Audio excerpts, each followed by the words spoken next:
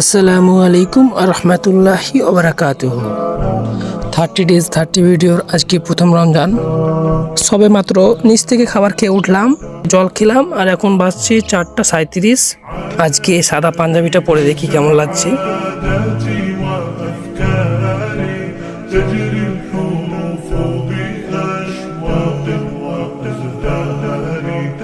তোমরা কমেন্টে জানাও কেমন লাগছে আমাকে।